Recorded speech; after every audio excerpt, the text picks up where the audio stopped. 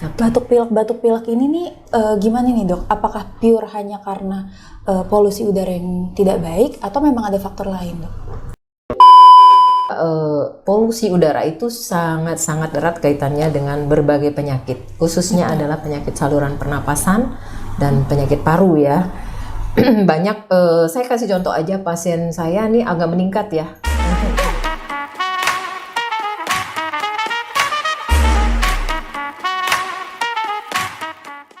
Halo Sobat RSPJ, bertemu lagi dengan saya Dr. Haya Hararit pada acara Ruang Konsul.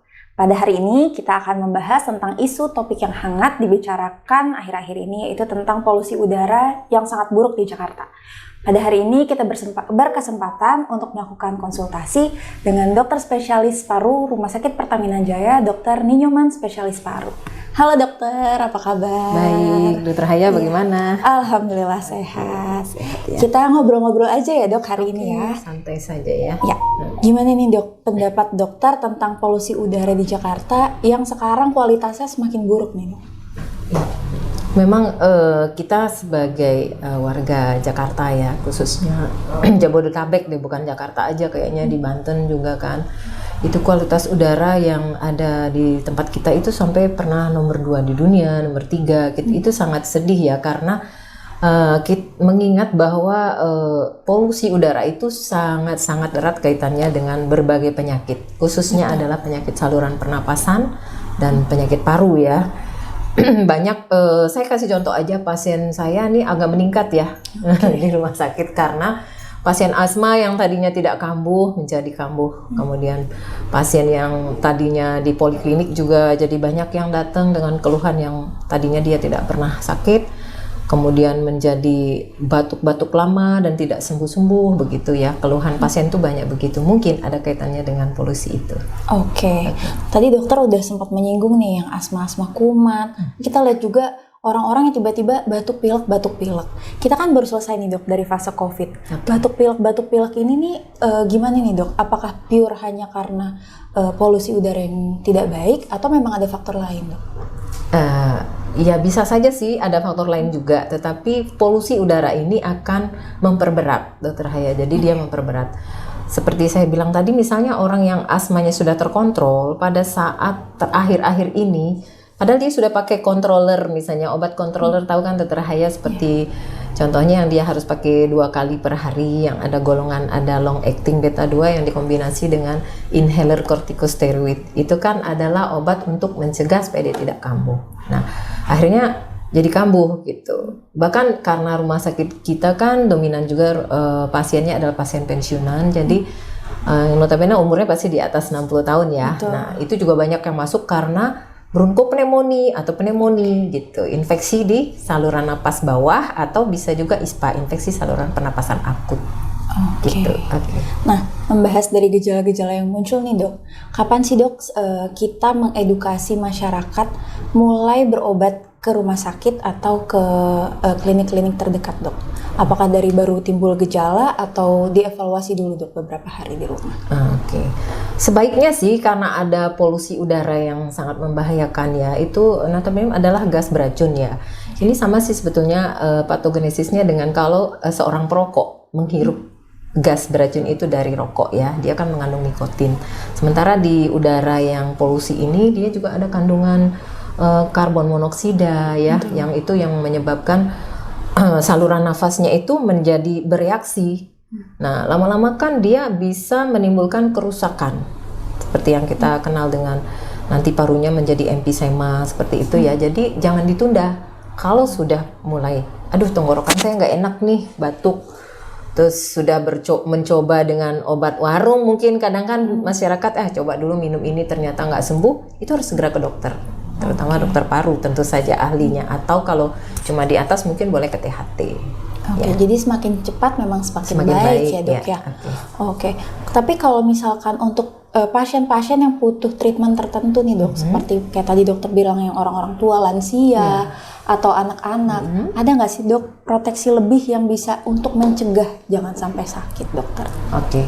Pada dasarnya sama ya Dokter Haya, semua penyakit ya, kita tuh mencegah terjadinya penyakit pasti kita meningkatkan daya tahan tubuh dulu kan. Nah, dengan cara apa sih?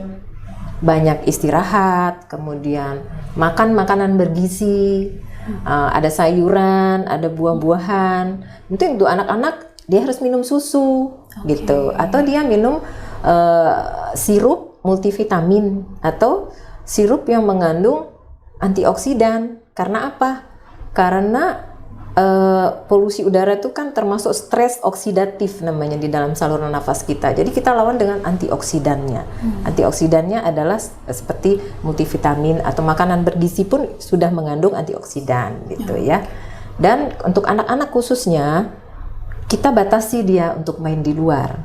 Nah, karena biasa dia misalnya main bola di luar, kan pasti dia kalau main bola dengan masker pasti nggak enak ya. Mungkin sesek ya, Dok, sesek, ya? betul. Jadi boleh tapi dibatasi, bukan tidak boleh sama sekali, mengingat habis COVID dia dikurung ya. Sekarang dia harus dikurung lagi, kasihan banget. Biar tahu udara suasana luar ya, Dok. Ya, biar tahu. Tetap boleh dia keluar tapi dibatasi gitu ya.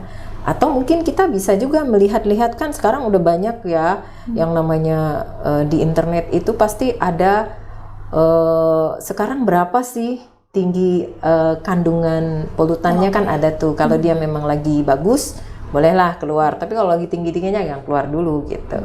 Ya. Oke, itu tadi kita bicara untuk anak-anak dan lansia ya, Dok. Kalau untuk yang orang-orang produktif, Dok, kayak kita tahu sekarang sudah boleh bebas masker nih setelah kita selesai pandemi. Cuma kan sekarang ada anjuran lagi, pakai lagi maskernya. Nah, kalau menurut dokter, apakah tetap selalu perlu penggunaan masker, dan apakah ada masker-masker tertentu yang direkomendasikan, Dok? Oke. Memang sebetulnya kita tuh sudah gembira banget ya. Waduh, udah hore kita lepas dari masker. Tapi kita sebagai pegawai rumah sakit, kita juga belum bebas ya, Dokter Haya. Saya, apalagi saya sebagai spesialis paru, saya terus terang belum berani memeriksa pasien tanpa masker. Ya, karena di samping ada penyakit COVID kan ada penyakit lain yang menular seperti tuberkulosis. Nah, untuk pemakaian masker ini sekarang kita berarti lebih ke kalau kita keluar rumah, kita wajib pakai masker. Ya, meskipun sudah bebas masker nih, banyak orang berkumpul, tapi kalau kita berkumpul di dalam ruangan yang memang ruangannya tertutup, mungkin kita udah bisa bebas masker. Tapi kalau di luar, nah sebaiknya kita pakai masker. Dan masker, sebetulnya masker yang paling bagus yang dianjurkan adalah yang bisa menyaring partikulat yang sampai ukuran paling kecil. Tetapi itu pasti agak pengap ya, Dokter Haya. Misalnya contohnya nih, pakai N95 mungkin yang dikenal masyarakat ya. Nah, itu juga ada juga N99. Jadi berarti dia 95% bisa menyaring. Tetapi itu memang akan sangat pengap sekali.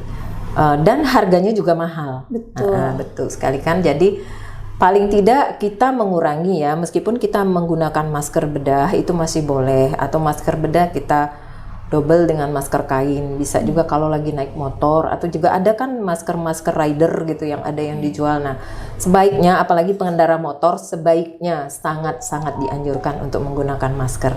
Kalau kita naik mobil mungkin mobilnya kita tutup. Oke, jadi memang harus proteksi terlebih lagi di ruang terbuka ya, Dok ya.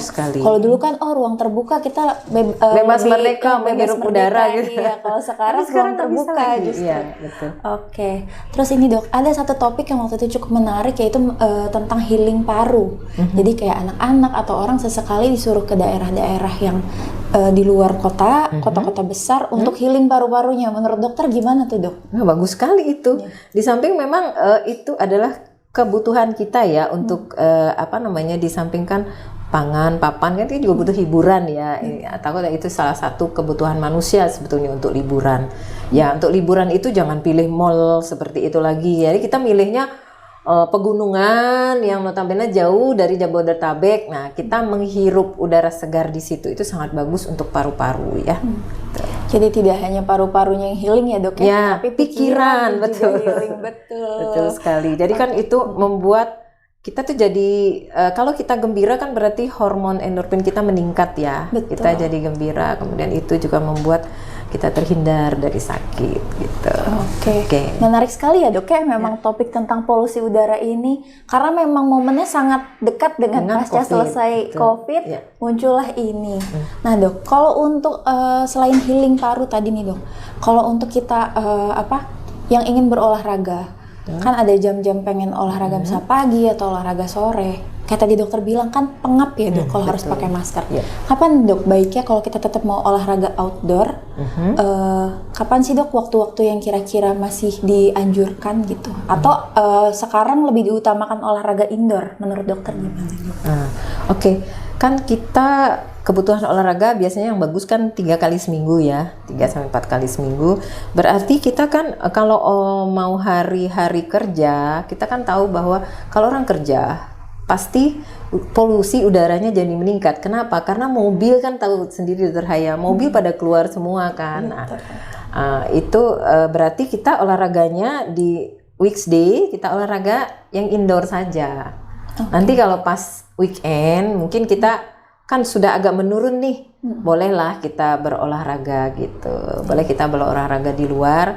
Tapi kalau sebaiknya misalnya kita olahraga jogging pakai masker yang tipis juga kayaknya masih bisa ya gitu. Masih nggak terlalu pengap lah. Tidak ya, terlalu dok, pengap lah ya. Ya mungkin kita batasi olahraganya jangan terlalu lama gitu. Misalnya kalau dulu kan habis olahraga pada belanja ya, makan-makan di car free Jajan ya, dok, jajannya ya. itu kan buka masker juga, sama saja gitu. Jadi tetap bisa berolahraga, tapi kita pilih olahraga indoor pada saat polusi memang lagi tinggi kayak weekdays. Nah, bisa juga kita pilih olahraga yang outdoor pada saat weekend gitu. Seperti Dr. Haya suka tenis kan? Iya. Itu jadi masih direkomendasikan ya dok ya? Iya masih, Tidak karena masalah olahraga gitu. kan meningkatkan daya tahan tubuh juga. Kalau kita diem saja kan berarti tubuh kita tidak bergerak, aliran udara kita tidak lancar gitu ya. Misalnya kita makan banyak nih, tapi kita nggak olahraga, akhirnya jadinya hiperkolesterol, segala macam penyakit keluar gitu. Oke. Banyak banget nih yang bisa kita ambil dari dokter Nyoman, dari makan makanan sehat ya dok, olahraga, minum vitamin. Minum vitamin, Nah, betul. ini ada ini mirip-mirip kayak zaman Dan COVID. banyak istirahat, tidurnya Oh cukup. iya. Itu yang sekarang suka dilupakan ya sama orang ya. Malam tuh Netflixan gitu ya dok. Penting sekali tidur yang cukup ya, paling tidak jam 10 atau jam 11 kita udah tidur. Jangan sampai begadang, kemudian kita siang tidur, kebalik. Kadang anak-anak zaman sekarang seperti itu kan. Betul. Terus nih dok, kalau misalkan untuk sehari-hari nih dok, kalau zaman COVID dulu kan kita sempat ada anjuran cuci hidung.